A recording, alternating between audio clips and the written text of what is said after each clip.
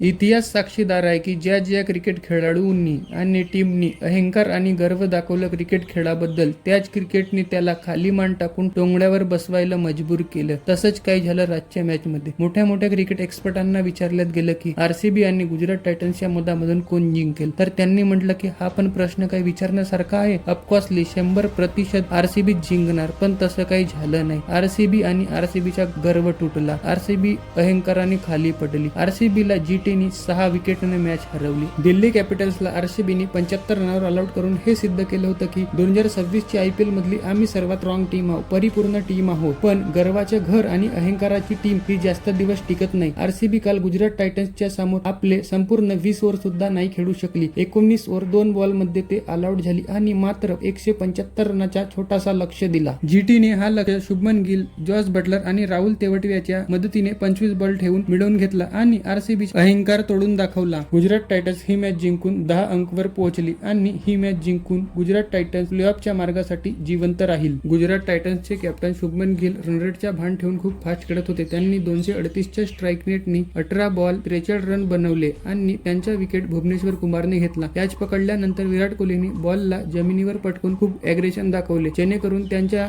शुभमन गिलनी त्यांच्या टीमचा घामच काढला होता. आरसीबीचे कॅप्टन रजत पाटीदारने पोस्ट मॅच प्रेझेंटेशन मध्ये म्हटलं की शुभमन गिल पासूनच आमची टीम बॅकफुटवर गेली आणि आमची टीम प्रेशर मध्ये आली. शुभमन गिलने पहिल्याच ओव्हर मध्ये हेझलवूडला 24 रन मारले. तोच हेझलवूड जो आरसीबीचा नंबर 1 बॉलर होता आणि गुजरात टायटन्सला एक धमाकेदार सुरुवात दिली. आणि शुभमन गिल सोबत बॅटिंग करायला आलेले साई सुदर्शन ते आज काही कमाल करू शकले नाही. ते 6 रनावर आउट झाले. त्यांचा विकेट भुवनेश्वर कुमारने घेतला. या सामन्यामध्ये आपल्याला एक विवाद बघायला मिळाला. आरसीबीचे कॅप्टन रजत पाटीदारने शॉट खेळलं आणि त्यांच्या कॅच जेसन होल्डरने पकडला. अंपायरनी निर्णय घेत त्यांना आउट दिलं. तर त्यानंतर विराट कोहली थर्ड अंपायर सोबत ग्राउंडच्या बाहेर बोलताना दिसले आणि पूर्ण आरसीबी टीममेट सुद्धा. आरसीबी टीमला गर्व होतं की आमच्याकडे विराट कोहली आहेत. विराट कोहली नाही चालले तर बॅथल आहेत. बॅथल नाही चालले तर रजत पाटीदार आहेत. रजत पाटीदार नाही चालला तर टीम डेव्हिड आहेत. जर टीम डेव्हिड पण नाही चालला तर लास्ट मध्ये कुणाल पांडे आहेत. पण हा आरसीबीचा गर्व आणि अहंकार जमिनी खाली पडला, कारण की आरसीबी आज 20 ओव्हर पूर्ण सुद्धा नाही खेळू शकली. म्हणून म्हटलं आहे इतिहासामध्ये की गर्व नाही करायचे, मेहनत करायचे आणि आपल्या मेहनतीवर विश्वास ठेवायचे. ही मॅच हारून सुद्धा आरसीबी अंक तालिकेमध्ये दुसऱ्या क्रमांकाला आहे आणि मला विश्वास आहे की आरसीबी प्लेऑफ मध्ये नक्की जाईल आणि टॉप 2 मध्ये फिनिश करेल. क्रिकेट एक्सपर्टला विचारले गेले की या वर्षी आरसीबी कोणत्यावर फिनिश करेल, तर त्यांनी म्हटलं की दुसऱ्या अंकवर फिनिश करेल. पण आरसीबीला जर दुसऱ्या अंकवरून कोणी हटवू शकते तर ती हैदराबाद टीम आहे. हैदराबाद पासून ते जर वाचले तर ती